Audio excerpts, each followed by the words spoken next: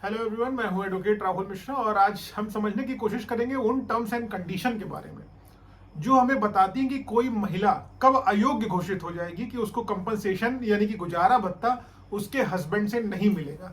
अगर हम देखते हैं आमतौर पे कि अगर कोई मुकदमा किसी महिला ने अपने पति के अगेंस्ट किया हुआ है जिसमें वो डाइवोर्स पिटीशन फाइल करती है, डाइवोर्स पिटीशन फाइल करते ही चाहे वो पति कर दे चाहे महिला कर दे, महिला 125 के तहत मेंटेनेंस की डिमांड करने लगती है कि हम अपना वियर एंड टीयर फुलफिल करने में सक्षम नहीं, हम इनकी पत्नी है, हमें मेंटेनेंस दिया जाना चाहिए।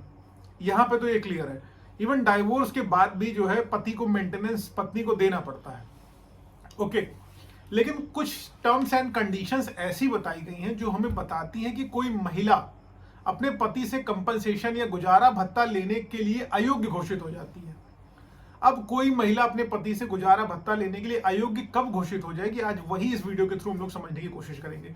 चलिए हम लोग स्टार्ट करते हैं। देखिए, कोई भी महिला अपने पति से कंपनसेशन तब नहीं पा पाएगी, यहाँ पर कुछ सेवरल कंडीशन बताई गई हैं। नंबर 1 कि एडल्ट्री में अगर वो महिला इन्वॉल्व है, एडल्ट्री कर रही है यानी कि जार कर्म वगैरह में इन्वॉल्व है, वो किसी के साथ इलिसिट रिलेशनशिप में है अपने पति के होते हुए, तब वो अपने पति से कंपनसेशन नहीं ले पाएगी। लेकिन इस ग्राउंड को आपके पति को अप्रोप्रिएट एविडेंसेस के आधार पर साबित करना होगा। ये नहीं ऐसे ही कह दिया कि जो है एडल्ट्री में संलिप्त है, जार कर्म कर रही है या इलिसिट रिलेशनशिप इसका किसी के साथ है, कह देने से नहीं होगा। You will have to prove this one from appropriate evidences in the court of law.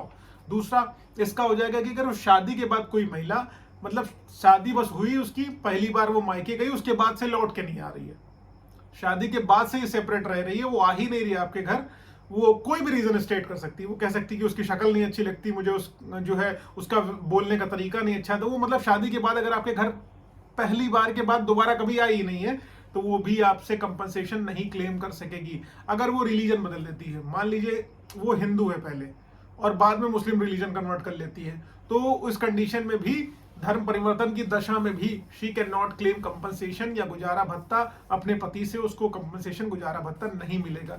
या उसने अगर मान लीजिए रिलीजन बदल दिया अपना तो नहीं मिलेगा। एक कंडीशन और है जो सबसे इंपॉर्टेंट कंडीशन ये है कि अगर वो मान लीजिए महिला दूसरी शादी कर ले रही है, केस चल रहा है 125 मेंटेनेंस का, अगर वो कोई दूसरी शादी कर ले रही है किसी अन्य व्यक्ति के साथ, अब वो किसी और से वो महिला शादी कर ले रही है, तो now she is wife of someone else, अब वो दूसरे की पत्नी है, तो आपसे कैसे कंपनसेशन डिमांड कर सकेगी। तो इस कंडीशन में भी वो महिला आपसे कंपनसेशन की मांग नहीं कर पाएगी। अब एक और कंडीशन है, अगली कंडीशन ये है कि जब वो अपने पति से ज्यादा पैसे कमा रही हो, यानी कि हस्बैंड वाइफ दोनों इंप्लॉयड हो और वो अपने पति से ज्यादा पैसे कमा रही हो, उसकी सैलरी, उसका इंक्रीमेंट उसके हस्बैंड से ज्यादा हो, तब भी वो महिला अपने पति से कंपनसेशन की डिमांड नहीं कर पाएगी। ये कंडीशन है उसकी। और उसकी बात जो है, अगर मान लीजिए वो महिला लिटरेट है, मतलब हाईली क्वालिफाइड है, उसके प्रोफेशनल डिग्री है और वो जानबूझ के काम नहीं करना चाह रही है, तो इस कंडीशन में भी वो महिला अपने पति से कंपनसेशन के लिए क्लेम नहीं कर सकेगी।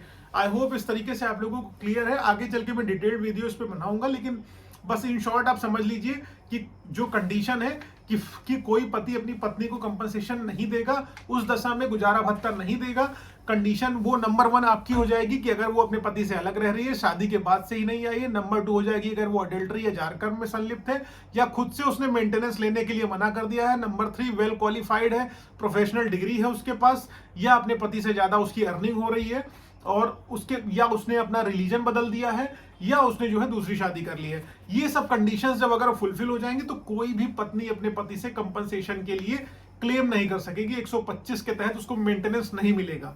ये कंडीशन है। I hope this one is clear. अगर क्लियर है तो लाइक शेयर सब्सक्राइब करिए। जय हिंद, जय भारत, जय माता दी।